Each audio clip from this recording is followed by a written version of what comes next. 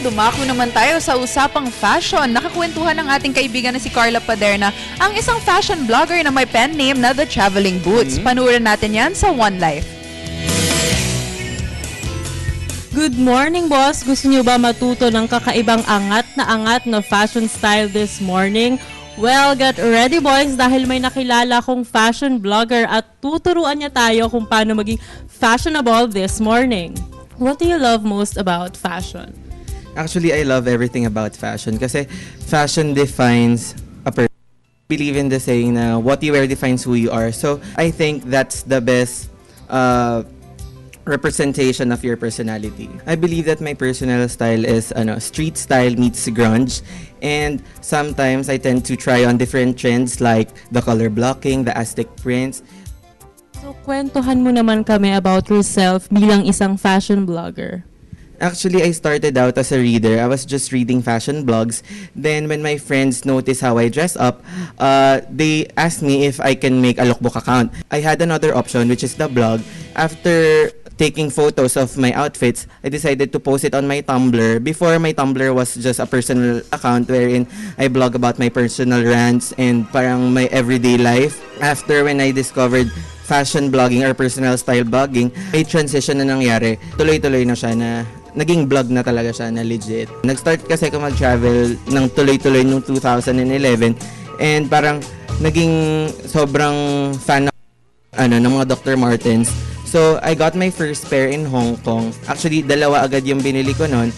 Tapos, when I came back, parang naisip ko palitan yung name ng blog ko na The Traveling Boots. Then, every time na nagta-travel ako, kumukuha ko ng isang pair ng boots per country. Para ayun na yung parang souvenir ko. And at the same time, collection ko na siya. Mahal ng souvenir mo, talagang boots. But anyway, sikat ka din daw sa yung mga acid wash ng mga damit. Like ito, balita ko, tuturuan mo kami kung paano mag-acid wash ng shorts. Para mas maging interesting yung vlog ko, nagtuturo ako sa kanila mga DIY or do-it-yourselves. Sinimulan ko siya sa mga denim shorts ko na kinot, then ginagawa ko siyang dip-dyed or ombre shorts. For this one, kumuha tayo ng lumang pair ng pants, tas kinot natin siya into shorts. Kung gagawa tayo ng tie-dyed, ayun yung ilulubog natin yung buo talaga, tas lalagyan natin ng mga rubber bands yung garments. Pero since gagawin nga natin yung ombre tips or yung parang yung top or bottom lang, yung tips lang yung lalagyan natin ng bleach. So, siguro pwede na yung ganito karaming water. Then, lalagyan natin siya ng siguro a cup ng bleach. So, yung tips, yung dulo, natin siya. I-dip na natin siya sa natin. Try nyong bantayan.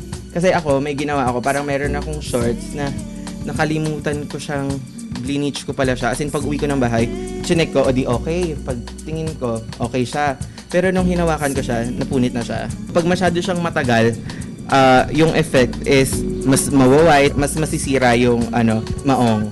Makikita niyo nag-lighten. If you like na ganito na yung effect, pwede niyo na siyang ipa-dry. Pero kailangan niyo muna siya i-wash with running water. Pero kung gusto niyo mas mag-white wash siya, pwede niyo siyang i-stay dito or isampay niyo na siya without washing para kasi yung bleach ina-absorb pa siya ng denim. So continuous pa yung process. Bakit mo naman naisipan maglagay ng mga DIY sa iyong vlogs?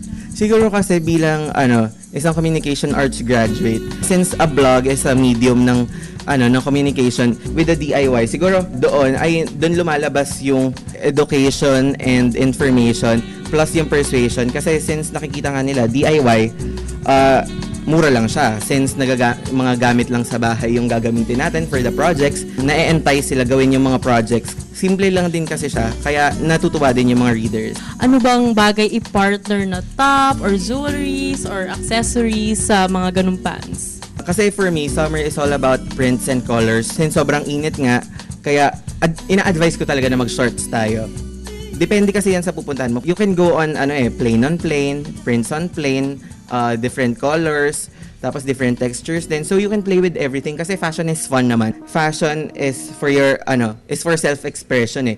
Okay, so why should try fashion and travel blogging? With the blog, merong mass audience eh. Mas marami yung audience mo instead na siguro pag personal lang. So maganda rin kasi if you really want to share your thoughts isa sa pinaka-powerful tool yung vlogging. Kung hindi din naman kasi natin kayang i-penetrate yung TV, radio, since vlogging is for everyone naman, everyone can make a website. Siguro, ayun na yung easiest way to communicate to, a larger number of audience. All you need is, you need a passion for something. If you really want to start a blog, talagang dapat dapat dedicated ka, dapat may time, at dapat you're not doing it for the perks. Kasi parang halos lahat ngayon ginagawa siya for the perks na may invite sa event, may freebies, may sponsors. Pero it's not about it eh. Parang for me ang gusto ko kasi sa vlogging is yung community. Kasi nag-share kayo ng same passion eh. Yung parang mga nakakasama mo, yung mga vloggers din or online influencers, iisa yung interest nyo. So madali kayong mag-jive. And with that, nag-grow yung mo when it comes to something you love or you're really passionate about. A lot of people always ask me na, ayoko mag-fashion vlog kasi mahal, kasi syempre mahirap umulit ng damit, tapos mahal yung mga damit. Pero ang tip kasi is always mix and match, restyle your clothes. Why not explore and experiment and maybe try something new? Kunwari ito ang pag-acid wash, madaming pwedeng options na makakamura tayo like online shops, bazaars, and syempre yung mga ukay-ukay, itong camo na to, ukay-ukay lang siya, so I got it for 30 pesos. Pag sinabing fashionista o isang fashion vlogger, kailangan fit or sexy. Ikaw ba? Do you agree with this? Arte pa. ganto yung itsura ko. Tapos, di ba, hindi naman, alam ko naman din talagang hindi ako fit. Pero kasi nga, naniniwala nga ako na fashion is for everyone. It's not just for dun sa mga payat or dun sa mga sexy, but may medium, but may large. Ibig sabihin, para sa lahat yon, alangan naman yung mga hindi blessed with skinny bodies na kailangan na sila, boring na yung clothes nila or hindi na sila stylish. So dapat mag-explore tayo na hindi porket plus size tayo ay hindi na tayo magiging fashionable. And sometimes na kailangan lang talaga is confidence. I will consider myself as an example na fashion blogger naman na plus size na I believe I gained readers. I gained something from it. And siguro, isa pa sa pwedeng inspiration is yung bloggers na twins, yung Plum Pinays. Parang twins sila na voluptuous bodies. And naging ambassador sila ng Forever 21. So, di ba? Hindi lang kailangan na payat ka or sexy ka for fashion. Good morning mga boss. Ini-invite ko kayo na i-visit yung aking blog. It's called The Traveling Boots. You can visit it at www.kellymedina.net, and you can follow me on Twitter at It's Kelly Medina and on Instagram at It's Kelly Medina. Thank you. Thank you so much. Boss, ang dami-dami nating tips na natutunan this morning kung paano maging fashionable, misalo na sa inyo dyan mga boys, di ba?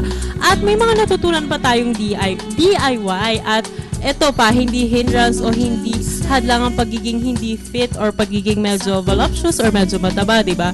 So boss, ano ba bang mga hinihintay natin? I-try na natin yan at pwede rin tayo maging fashion vlogger like Kelly Medina. At ako po ulit si Carla Paderna for One Life.